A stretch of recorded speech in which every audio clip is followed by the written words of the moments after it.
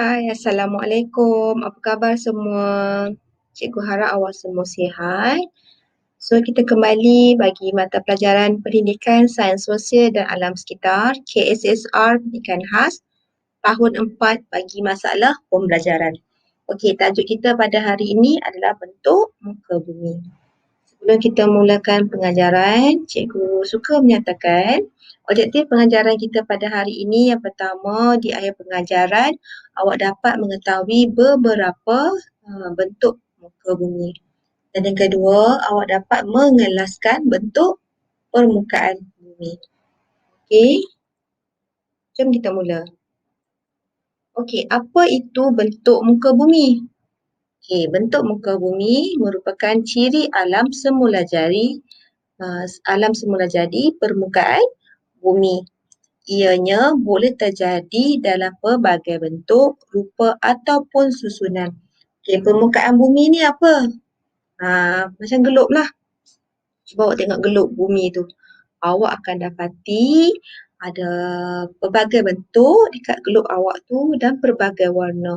Awak akan nampak ada warna hijau, awak akan nampak warna putih dan awak akan nampak warna biru. Itulah dimaksudkan ianya mempunyai pelbagai bentuk, rupa ataupun susunan. Okay, seterusnya, bentuk muka bumi dikelaskan kepada 3. Okay, yang pertama, tanah tinggi, tanah pamah dan pinggir laut.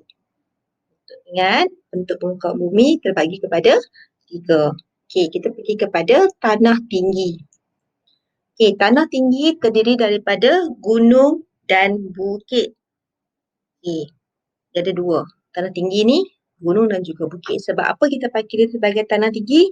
Sebab dia berada di permukaan yang tinggi. Okey, macam mana nak membezakan gunung dan juga bukit? Okey, gunung ni biasaannya lebih tinggi daripada bukit. Dan kita bezakan juga gunung dengan bukit ni melalui panggilan nama lah. Contohnya kalau kita sebut gunung. Gunung apa awak selalu tahu? Tu Gunung Kinabalu.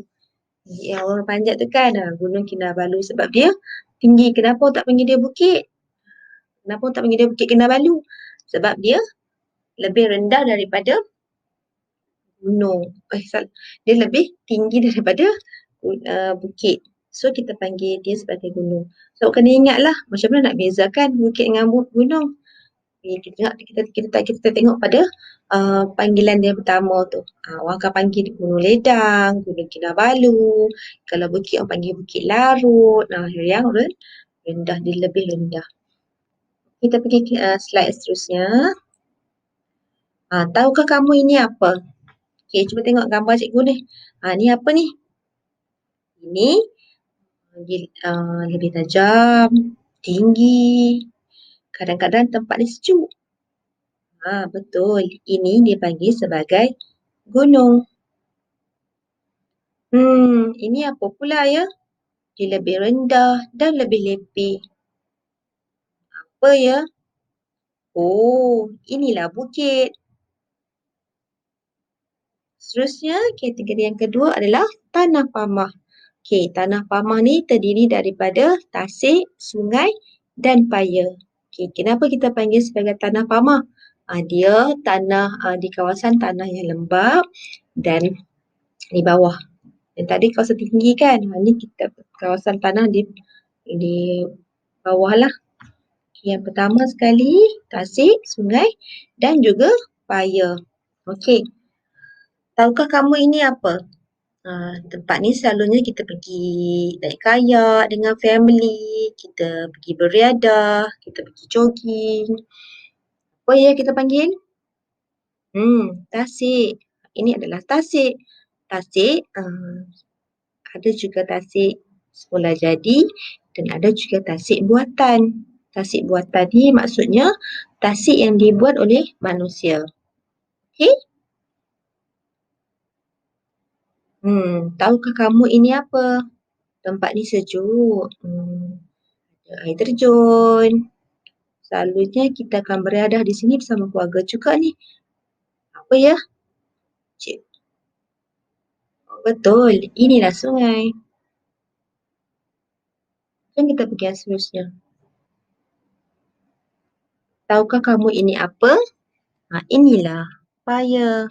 Paya ni adalah paya bakau, tempat di mana selalunya kita buat kawasan pemeliharaan dan pemuliharaan hutan ekosistem. Ya, kita tanam semula paya-paya ni. Ini dikenali sebagai tanah pamah.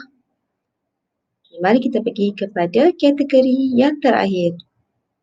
Kategori yang terakhir dikenali sebagai pinggir laut. Okay, pinggir laut terdiri daripada tebing tinggi dan juga pantai. Tahukah kamu ini apa? Inilah tebing tinggi. Selalunya kawasannya lebih tinggi. Tapi hati-hati, jangan main di kawasan yang tinggi. Jatuh. Seterusnya, cikgu yakin awak semua tahu ini apa. Ini adalah pantai. Awak dah tahu beberapa jenis permukaan bumi? Ingat, sebelum kita akhiri pengajaran, cikgu suka nak buat sedikit ulang kaji. Okey, yang pertama, awak kena ingat bentuk muka bumi terbahagi kepada 3. Yang pertama, tanah tinggi, tanah pamah dan juga pinggir laut. Ingat. So, sampai bertemu lagi. Terima kasih. Assalamualaikum. Bye.